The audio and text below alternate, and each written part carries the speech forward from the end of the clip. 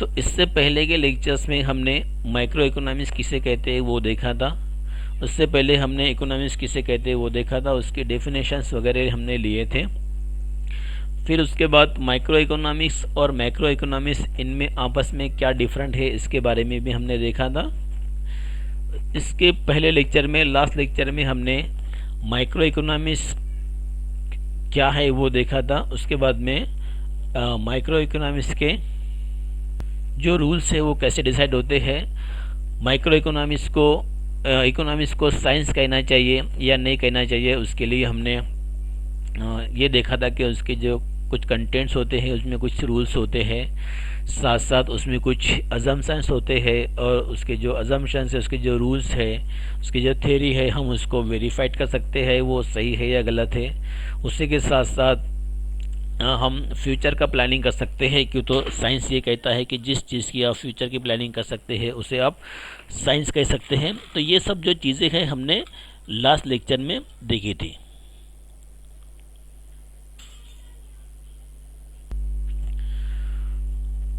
उसी के साथ हमने माइक्रो इकोनॉमिक्स की जो बेनिफिट है, उसकी जो स्टडी है क्यों करना चाहिए वो भी स्टार्ट कर दी। जैसे हमने जो फर्स्ट पॉइंट है वो लिए थे, यूज़फुल सॉल्विंग पर्सनल क्वेश्चन, के जो इंसान के जो पर्सनल प्रॉब्लम्स है वो सॉल्व करने के लिए उसको माइक्रो इकोनॉमिक्स की ज़रूरत पड़ती है। जैसे अगर इंसान को कुछ प्रॉब्लम है तो वो पहले इकोनॉमिक्स की स्टडी करेगा, उसके बाद वो सॉल्व करेगा। जैसे हमने एग्जांपल लिया था कि अगर इंसान को किसी चीज़ का प्रोडक्शन करना है तो वो किस चीज़ का प्रोडक्शन करेगा, तो उसके लिए वो माइक्रो इकोनॉमिक्स की स्टडी करेगा। जिससे माइक्रो इकोनॉमिक्स ये बताता है कि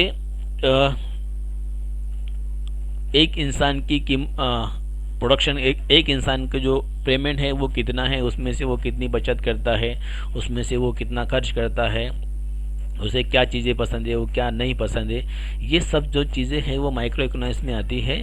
और इसी की स्टडी की वजह से इंसान डिसाइड कर पाता है कि हमें कौन सी चीज़ का प्रोडक्शन करना है। जैसे हमें जिस चीज़ का प्रोडक्शन करना है वो चीज़ खरीदने वाले कौन है, उनका स्टैंडर्ड ऑफ लिविंग क्या है, तो वो हिसाब से अगर वो लोग गरीब है तो उस चीज़ की जो कीमत है वो हम कम रखेंगे, अगर वो अमीर है तो उस चीज़ की जो कीमत है वो हम बहुत ज़्यादा रखेंगे। तो ये सब जो चीज़ें हैं वो डिसाइड करती है कि हमको कीमत कितनी रखनी है, प्रोडक्शन कितना करना है। तो ये हमें समझ में आता है माइक्रो इकोनॉमिक्स की स्टडी से। उसके बाद जो दूसरा पॉइंट आज हम स्टार्ट करने वाले हैं वो है useful in the economics development of the country. देशाच्या आर्थिक विकासात उपयुक्त कोणते, विकासात उपयुक्त। तो जब हम माइक्रो इकोनॉमिक्स की स्टडी अच्छे से करते हैं तब हमें अपने देश का डेवलपमेंट करना आसान जाता है। क्यों तो देश का जब हम डेवलपमेंट करते हैं उसमें मेन चीज़ें क्या होती है कि हमारे पास जो लोग हैं उनका एम्प्लॉयमेंट कितना है, उसी के साथ साथ उनका प्रोडक्शन कितना है, उनके पास उनको इनकम कितनी मिलती है, उसके बाद उनका एक्सपेंडिचर कितना है, उनकी यूटिलिटी कितनी है। ये सब जो चीज़ें हैं हम छोटे पैमाने पर माइक्रो इकोनॉमिक्स के अंदर देखते हैं। जैसे इन केस अगर हमें हमारे देश का डेवलपमेंट करना है, हमें यही नहीं पता है कि हमारे पास लोगों को इनकम वगैरह कितनी है, और हमने अगर कोई महंगी चीज़ें लाकर इंडिया में बेचना चाहे, जैसे अगर स्लम एरिया है जहाँ पर लोगों को 150 रुपये रोज़ मिलता है, और वहाँ पर अगर हम मैकडॉनल्ड वगैरह अगर बेचते हैं तो वहाँ पर उनकी जो डिमांड्स है वो ज़्यादा नहीं होंगी, और उसकी वजह से होगा ये कि प्रोडक्शन नहीं बढ़ेगा। फिर प्रोडक्शन अगर नहीं बढ़ेगा तो वो बिकेगा नहीं, उसकी जो प्राइस है वो बहुत ज़्यादा कम होंगी। तो ये सब जो चीज़ें हैं उस पर इफ़ेक्ट करती है। तो जब हम माइक्रो इकोनॉमिक्स की स्टडी करते हैं तो हमको समझ में आता है कि हमारे जो लोग हैं, जो पॉपुलेशन है, उनकी सेविंग कितनी है। अगर उनकी सेविंग कम है तो वो कम सेविंग के अंदर हम कौन सा बिजनेस स्टार्ट कर सकते हैं, या उनकी जो सेविंग है उसे बढ़ाने के लिए हम क्या कर सकते हैं। तो ये सब जो चीज़ें हैं हमको माइक्रो इकोनॉमिक्स के स्टडी की वजह से समझ में आती है। उसी के साथ साथ हमारे पास अगर पॉपुलेशन ज़्यादा है तो ज़्यादा पॉपुलेशन के लिए हमें कौन सी इंडस्ट्री बनाना चाहिए। तो जनरली जहाँ पर पॉपुलेशन ज़्यादा होती है वहाँ पर हम वही इंडस्ट्री बनाते हैं जिसके अंदर लेबर ज़्यादा काम करते हैं और मशीन्स कम काम करती है। इसके अपोजिट अगर हमने बिना स्टडी किए अगर हमारा देश अंडर डेवलपमेंट है और वहाँ पर हमने मशीन का इस्तेमाल ज़्यादा कर लिया तो वहाँ पर हमको प्रोडक्शन बहुत ज़्यादा हो सकता है, इस बात में कोई शक नहीं। पर हमारे पास अनएम्प्लॉयमेंट बहुत ज़्यादा बढ़ेगा और उसकी वजह से हमने जो प्रोडक्शन किया है उसको ख़रीदने के लिए, उसको परचेस करने के लिए लोगों के पास पैसा नहीं होगा और उस वजह से हमारा जो डेवलपमेंट है वो सही से नहीं हो पाएगा। इसीलिए अगर हमें अपना डेवलपमेंट सही से और फास्ट ग्रो करना है तो उसके लिए हमें माइक्रो इकॉनॉमिक्स की स्टडी करना बहुत ज़रूरी है। त्यानंतर जे मुद्दा आहे देशाच्या आर्थिक विकासात उपयुक्त, म्हणजे आपल्या देशाचा विकास हा आपल्या अर्थव्यवस्थेवर अवलंबून असतो आणि त्यासाठी आपल्याला सूक्ष्म अर्थशास्त्राचा उपयोग होतो। म्हणजे आपल्या देशामध्ये जे लोक आहेत त्यांचा वैयक्तिक उत्पन्न म्हणजे एका व्यक्तीचं उत्पन्न किती आहेत, एका कुटुंबाचं उत्पन्न किती आहे, त्यानंतर त्यांची बचत किती आहे, त्यानंतर त्यांची मागणी किती आहेत, या सर्व गोष्टी जोपर्यंत आपल्याला माहीत होत नाही तोपर्यंत आपल्या देशाचा विकास होत नाहीत। समजा आपल्या देशामध्ये जे लोक आहेत ते गरिबी आहेत, दरिद्री आहेत आणि आपला देश जो आहे विकसनशील आहेत म्हणजे जो अजून विकास करत आहेत, मग अशा वेळेस जर आपल्याकडे लोकसंख्या जास्त असेल आणि आपण जर मशिनरीचा उपयोग केला तर साहजिक गोष्ट आहे ज्या वेळेस आपण मशिनींचा वापर करतो त्यावेळेस आपलं जे प्रोडक्शन आहे ते खूप जास्त असतं, आपलं अनेक पटीने आपलं प्रोडक्शन होत असतो। मग अशा वेळेस आपल्याकडे प्रोडक्शन जास्त होईल परंतु त्यासाठी असणारी मागणी आपल्या देशामध्ये नसेल, कारण लोकांना काम नाहीत, लोकांना काम नाही म्हणजे त्यांना उत्पन्न मिळणार नाही, त्यांच्याकडे हातामध्ये पैसा येणार नाहीत आणि जोपर्यंत व्यक्तीच्या हातामध्ये पैसा येत नाही तोपर्यंत तो कोणत्याही गोष्टीची मागणी करणार नाहीत। मग मागणी जर नसेल तर मग बाकीचे जे प्रॉब्लेम आहेत ते निर्माण होतात। मग असं होऊ नये म्हणून आपण आपल्या देशाचा सूक्ष्म अर्थशास्त्राचा बारकाईने अभ्यास करायला हवा। जेव्हा आपण आपल्या देशाच्या अर्थव्यवस्थेचा बारकाईने अभ्यास करतो अशा वेळेस आपण आपल्या देशाचा विकास खूप चांगल्या प्रकारे करू शकतो। उसके बाद जो नेक्स्ट पॉइंट है useful for understanding financial welfare, म्हणजे आर्थिक कल्याण समजण्यासाठी उपयुक्त। म्हणजे आपल्या देशाचा विकास करण्यासाठी आपण आर्थिक कल्याण हा जो घटक है, हा जो मुद्दा है तो थोड़ा बारकाईने बघूया। अगर हमको अपने देश का डेवलपमेंट करना है तो हमको वेलफेयर फंक्शन जो है उसको अच्छे से देखना चाहिए। अब वेलफेयर फंक्शंस क्या होता है कि हमारे पास जो पैसा अवेलेबल है, हमारे पास जो सोर्स अवेलेबल है, उस सोर्स से हम हमारे देश की जो जनता है उसका फ़ायदा किस तरह से करेंगे। अब वेलफेयर के अंदर होता ये है कि जो लोग टैक्सेस देते हैं ये फ़ायदा उनको पहुंचाने की बजाय जो लोग टैक्सेस नहीं देते हैं इसका फ़ायदा उनको ज़्यादा होता है। तो जब हम वेलफेयर के बारे में सोचते हैं तो जैसे अगर हमारे पास 10 करोड़ रुपए हमारे पास अगर बच गए हैं तो 10 करोड़ रुपए बचने के बाद हम उसे अपने डेवलपमेंट फैक्टर में लगाना चाहते हैं, देश के डेवलपमेंट लगाना चाहते हैं, तो हम किस चीज़ पर वो चीज़ को खर्च करना चाहिए। जैसे हमारे पास तो नीड्स तो बहुत ज़्यादा है, अगर हमारा देश कितना भी डेवलप हो जाए या दुनिया का कोई भी देश कितना भी डेवलप हो जाए तब भी उसके जो खर्चे हैं जो है वो तो कायम ही रहने वाले। जैसे हम अपनी पर्सनल बात ले लेते हैं कि अगर हमारे पास बहुत सारा पैसा अगर आ भी जाए तो ऐसा नहीं होता है कि हमारे जो नीड्स है वो ख़त्म हो जाते हैं। तो दुनिया के अंदर जितने भी इंसान हैं उनके पास चाहे कितनी भी प्रॉपर्टी आ जाए तो उनकी जो नीड्स है वो कभी ख़त्म नहीं होते हैं। जैसे आपने अगर पूरी दुनिया पे अगर कब्ज़ा कर लिया तो इसका मतलब ये हुआ कि आपके नीड्स खत्म हो गए, नहीं। दुनिया पे कब्ज़ा करने के बाद अब ये सोचेंगे कि मैं चांद पर कब्ज़ा कैसे करूँ, फिर चांद पे कब्ज़ा करने के बाद अब ये सोचेंगे कि मैं मंगल पे कब्ज़ा कैसे करूँ।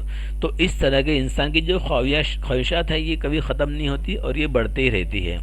तो इसके लिए हमें जो देश है तो देश के जो बाकी कंटेंट्स हैं, जैसे हमने माइक्रोइकोनॉमिक्स में जो पढ़ा है, अगर किसी इंसान का प्रोडक्शन कम है, अगर किसी इंसान की इनकम अगर कम है तो उसकी वजह से उसका जो स्टैंडर्ड ऑफ लिविंग है वो बहुत कम हो जाता है, लो हो जाता है। और ऐसे वक्त में उसका स्टैंडर्ड ऑफ लिविंग हाई करना, उसकी जो जिम्मेदारियां हैं वो निभाना गवर्नमेंट का फ़र्ज़ हो जाता है। और गवर्नमेंट के पास जो पैसा अवेलेबल होता है उन पैसे का इस्तेमाल करके गवर्नमेंट जो है उनकी मदद वगैरह करती है, जो हमारे वेलफेयर के अंदर आता है, आर्थिक कल्याण के अंदर आता है। तो जैसे मैंने बताया कि गवर्नमेंट के पास अगर 2 करोड़ रुपए है या उससे ज़्यादा है, तो उसके बदले में वो स्कूल खोलना चाहती है, तो वो स्कूल ऐसी जगह खोलेंगी या वो जो पैसा है वो उन लोगों के लिए खर्च करेंगी जिनकी क्वांटिटी ज़्यादा हो।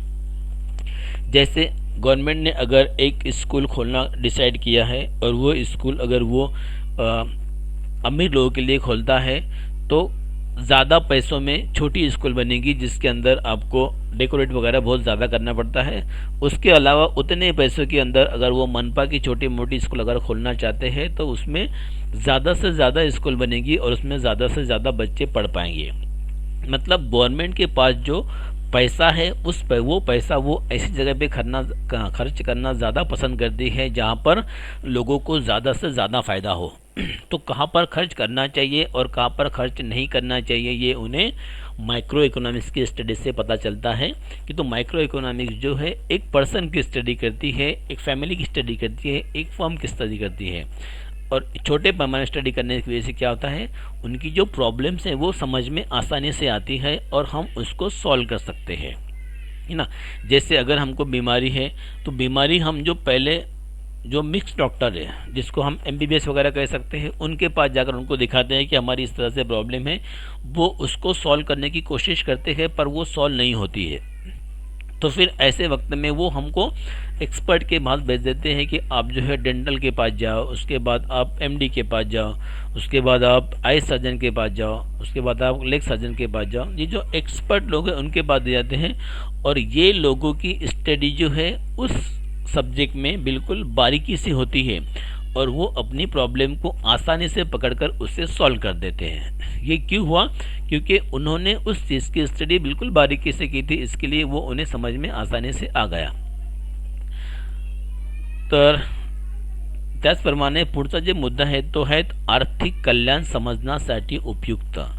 तर आर्थिक कल्याण, तर यामध्ये आपल्याला वेलफेअर इकॉनॉमिक्स म्हणून एक कन्सेप्ट आहे की ज्यामध्ये सरकार जे आहेत देशातील लोकांच्या कल्याणासाठी आपल्याकडे जो पैसा आहे तो खर्च करते, त्याला आपण वेलफेअर इकॉनॉमिक्स म्हणतो। ते आपण पुढं संकल्पनेमध्ये डिटेल्समध्ये बघणारच आहोत। मग ज्या वेळेस सरकारला आपल्या देशाचा विकास करायचा असेल तर त्यावेळेस जे बारीक बारीक घटक आहेत त्यांचा सुद्धा विकास होणं गरजेचे आहे। असं नाही की आपल्या देशामध्ये जे लोक आहेत त्यामधील 10% लोक हे पूर्ण शिक्षित आहेत आणि बाकीचे 90% लोक आहेत ते शिक्षणापासून वंचित आहेत।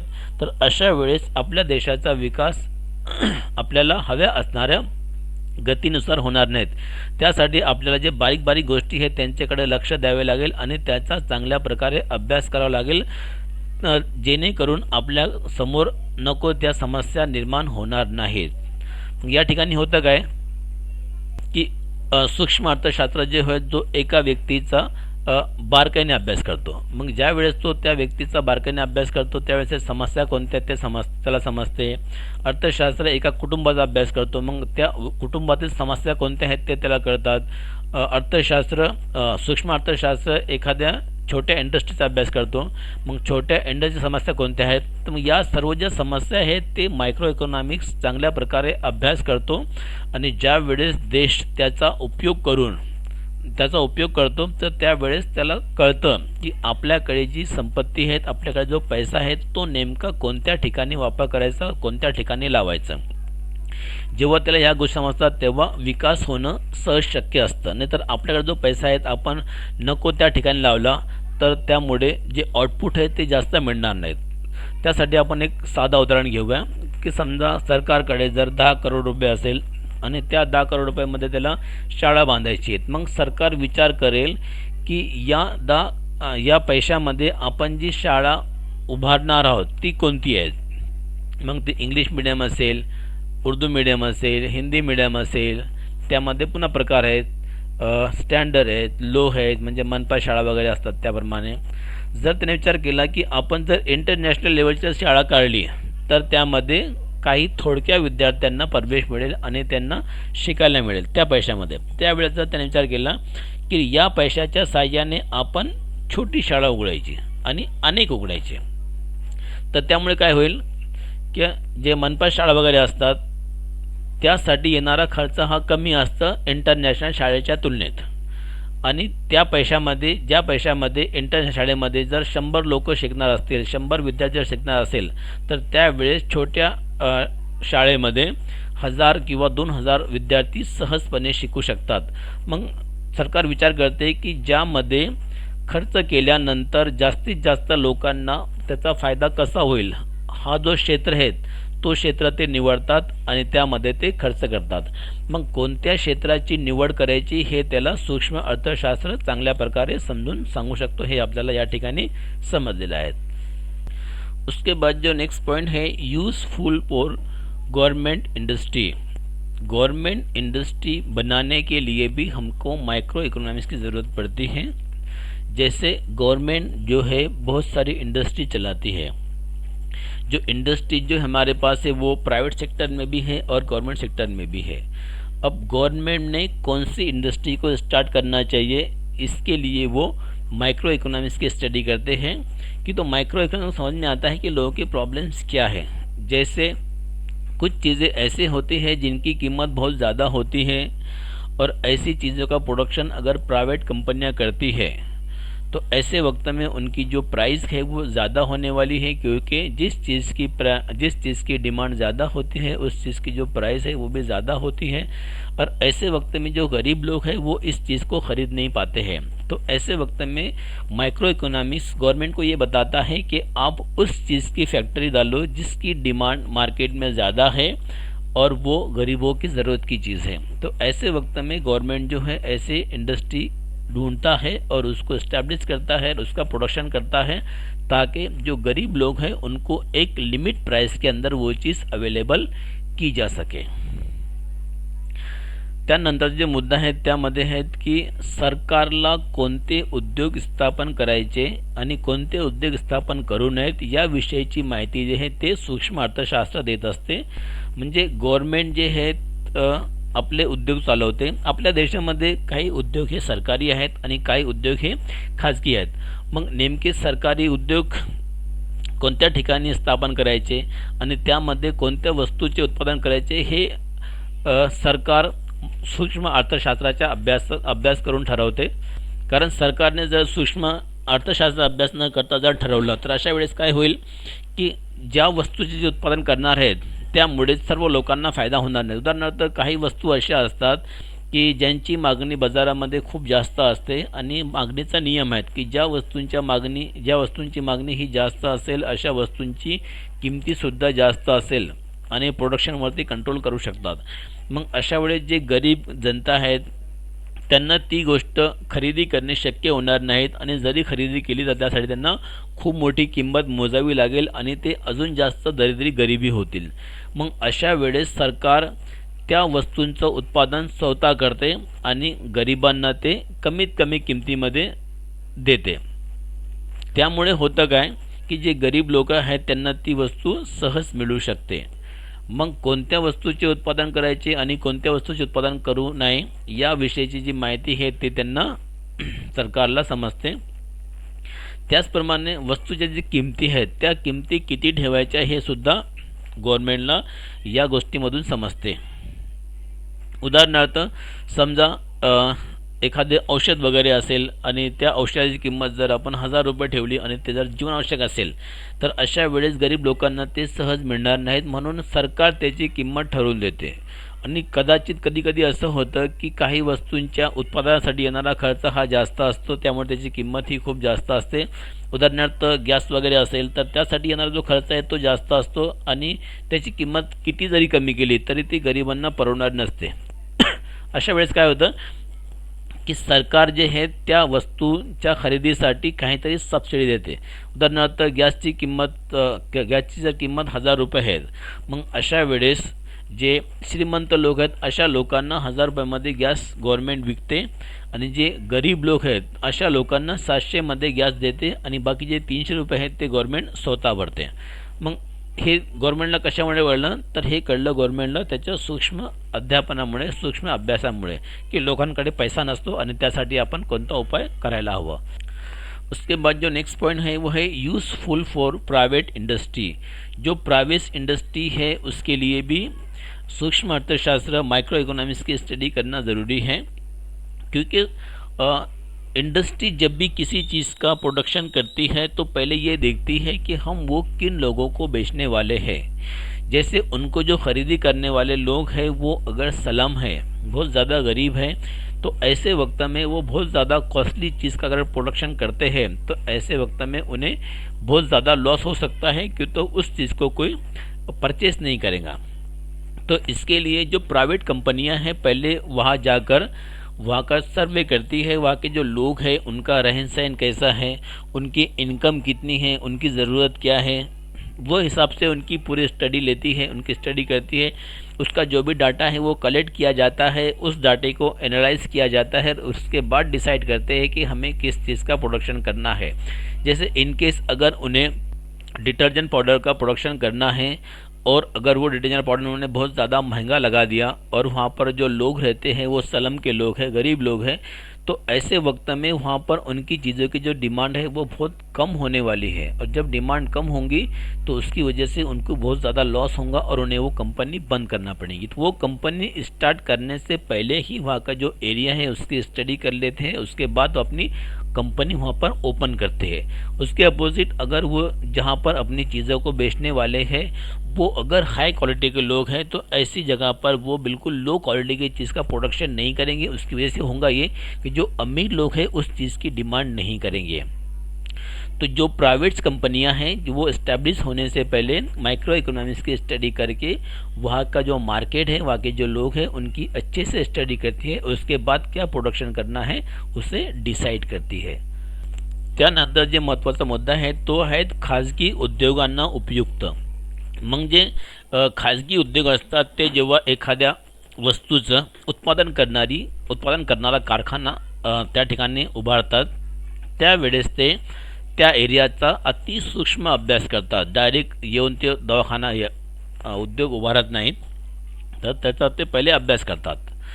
तर त्या ठिकाणी जे लोक राहणारे आहेत त्यांची आर्थिक क्षमता किती आहे, ते दररोज किती कमवतात, महिन्याकाठी किती कमवतात, ते पगारदार आहेत किंवा ते खूप श्रीमंत लोक आहेत, या सर्व गोष्टींचा ते विचार करतात आणि विचार केल्यानंतर आपल्या वस्तूचं ते उत्पादन करतात। म्हणजे आपण डायरेक्ट एखाद्या वस्तूचं उत्पादन करू शकत नाहीत। उदाहरणार्थ समजा आपण एखादी बिस्किटची कंपनी उघडली प्रायव्हेटमध्ये आणि त्याची किंमत आपण 100 रुपये ठेवली, ज्याच्यामध्ये एक 10-20 ग्राम बिस्किट असतील, त्याची किंमत आपण 100 रुपये ठेवली आणि त्या ठिकाणी आपण बघितलंच नाहीत की आपले ग्राहक कोण आहेत। मग अशा वेळेस काय होतं, जर तो एरिया सलम असेल तर सलम एरिया असताना 100 रुपयाचा बिस्कुट कोणी विकत घेणार नाहीत, साहजिक असे। आणि त्याने विचार न करता जर आपला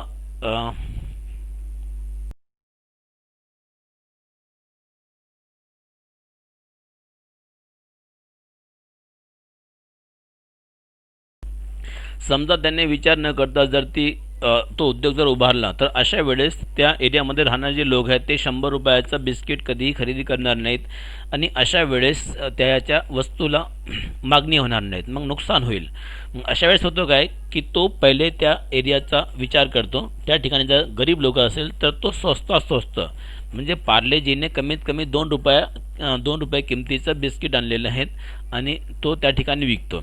मग त्याने हे कशावरून ठरवलं, कारण त्याला माहिती आहे की जे गरीब लोक असतात ते स्वस्त बिस्किट खातात, त्यांना कमीत कमी पैशामध्ये पाहिजे असतं। पार्लेजी पहिले 5 रुपयाला होतं, मग 5 रुपये ही किंमत खूप जास्त होती, कारण जे गरीब लोक असतात ते आपल्या मुलांना 1 रुपया 2 रुपया यासारखे थोडे पैसे देतात आणि अशा वेळेस जर त्या विद्यार्थ्याला त्या मुलाला बिस्किट खरेदी करायचं असेल आणि त्याच्याकडे जर पैसे नसेल तर अशा वेळेस तो ते विकत घेऊ शकत नाहीत। म्हणून पार्लेजीनं काय केलं, त्याची साईज कमी केली आणि त्याची किंमत कमी केली। साईज कमी केली म्हणून त्याला खूप जास्त फरक पडत नाही, पण ती वस्तू 2 रुपयामध्ये विकत मिळते हे महत्त्वाचं आहे। सुरुवातीच्या काळात बघितलं असेल की कॅडबरी जे आहे ते खूप महाग होतं आणि त्याची साईज पण बरीच मोठी होती। नंतर त्यांनी काय केलं, सूक्ष्म अर्थशास्त्राचा अभ्यास केला आणि त्यांना माहीत पडलं की जे गरीब लोक असतात त्यांनासुद्धा कॅडबरी चॉकलेट हवा असतो आणि त्यांची इच्छा असते की आपण सुद्धा तो चॉकलेट खावा, परंतु त्यांच्याकडे ते पैसे उपलब्ध नसल्यामुळे ते काय करतात, ती वस्तू विकत घेऊ शकत नाहीत। मग अशा वेळेस जर आपण त्या चॉकलेटची साईज कमी करून त्याची किंमत जर कमी केली तर त्याची मागणी सहज वाढेल. मग समोरचा व्यक्ती हा विचार करत नाही की आपल्याला 5 रुपयामध्ये कॅडबरी चॉकलेट हा छोटा भेटतोय. तो हा विचार करतोय की 5 रुपयामध्ये चॉकलेट भेटतोय, भेटणं महत्त्वाचं आहे. आणि या सर्व गोष्टींचा विचार करून त्यांनी त्यांची साईज आहे ती कमी केली. त्याचबरोबर आपण सर्फ एक्सल वगैरे जे पावडर आहेत कपडे धुण्याचे, ते जरी बघितलं त्यांची साईज सुरुवातीला खूप मोठी होती. त्यांचे पॅकेज हे अर्धा किलो, 1 किलो, 5 किलो, 10 किलो असे होते. परंतु जेव्हा त्यांनी लोकांचा विचार केला की त्यांना असं कळलं की लोकांना व्हीलपेक्षा सर्फ एक्सल आणि बाकी जे सर्फ आहेत ते आवडतात, परंतु त्यांची किंमत ही जास्त असल्यामुळे ते विकत घेऊ शकत नाही. म्हणून त्यांनी त्याचे पाऊच केले, छोटे छोटे पाऊच, 1 रुपयावाला, 2 रुपयावाला यासारखे त्यांनी पाऊच केले. आणि त्यांना असं समजलं की आपण या गोष्टी सहज विकू शकतो. मग हे शक्य झालं सूक्ष्म अर्थशास्त्राच्या बारकाईच्या अभ्यासामुळे. कारण सूक्ष्म अर्थशास्त्र एका व्यक्तीचा, एका कुटुंबाचा आणि एका फर्मचा अभ्यास करतो, तो अतिशय बारकाईने करतो. म्हणून आपल्याला सूक्ष्म अर्थशास्त्राचा अभ्यास करणं आवश्यक आहे आणि त्यानुसार आपण चांगल्या प्रकारे आपला आणि आपल्या देशाचा विकास करू शकतो. तर हे झाले त्याचे फायदे. त्यानंतर जे पुढचा मुद्दा आहे ते लिमिटेशन ऑफ मायक्रो इकॉनॉमिक्स, म्हणजे सूक्ष्म अर्थशास्त्र आहे त्याच्या काहीतरी मर्यादा आहेत. मग प्रत्येक गोष्टीच्या काहीतरी मर्यादा असतात, म्हणजे ज्याचे स्ट्रेंथ है त्याचे लिमिटेशनसुद्धा असतात, त्याचप्रमाणे याची पण लिमिटेशन है. तो इसका जो पहला लिमिटेशन है, अभी जो है हम लिमिटेशन देखने वाले माइक्रो इकोनॉमिक्स के, उसका जो पहला लिमिटेशन है वो है कि इसका जो कंक्लूजन है वो नॉट रिलायबल है. मतलब इसका जो निष्कर्ष है ते विश्वसनीय नसतात. तो जनरली माइक्रो इकोनॉमिक्स के बहुत सारे फ़ायदे हैं, मगर इसके कुछ ड्रॉबैक्स भी हैं कि हम जो निष्कर्ष निकालते, हम जो कंक्लूजन निकालते वो हमेशा सही नहीं होते हैं. जैसे हमने इससे पहले ये कहा है कि लोग अगर गरीब हैं तो वो सस्ती चीज़ खरीदी करते हैं, ये हमारा रूल्स है. मगर ऐसा नहीं है. अगर हम कोई चीज़ सस्ती खरीदते हैं तो उसकी वजह से हमारा जो इकोनॉमिक्स स्टेटस है वो लो नज़र आता है. इसके लिए हम जनरली जो सस्ती चीज़ें हैं उसको ख़रीदना पसंद नहीं करते. हम अपने स्टेटस के हिसाब से महंगी चीज़ें खरीदते हैं. जैसे अगर हम पार्ले जी और बाकी जो बिस्किट है महंगे उसकी बात कर लें, तो अगर कोई अमीर बच्चा है वो अगर पार्ले जी ख़रीदता है तो वहाँ पर ये नज़र आता है कि वो बच्चा गरीब है. तो वो अपना स्टेटस दिखाने के लिए पार्ले जी खरीदने की बजाय जो महंगे बिस्किट है वो ख़रीदते हैं. दूसरी तरह से अगर हम ये देखें कि लोग जो है सस्ती चीज़ें पसंद करते हैं, तो जैसे नैनो और स्कोडा, ये जो 2 गाड़ियाँ हैं, जिसमें नैनो जो है काफ़ी सस्ती गाड़ी है, जो स्कोडा है उसके मुकाबले काफ़ी महंगी गाड़ी है. तो अगर किसी के घर के सामने कोई स्कोडा गाड़ी खड़ी है तो बताने की ज़रूरत नहीं है कि वो इंसान अमीर है. उसके अपोजिट अगर किसी के घर के सामने नैनो गाड़ी खड़ी है तो बताने की ज़रूरत नहीं है कि वो इंसान गरीब है. तो इंसान अपने स्टेटस के हिसाब से भी कुछ चीज़ों को खरीदी करता है.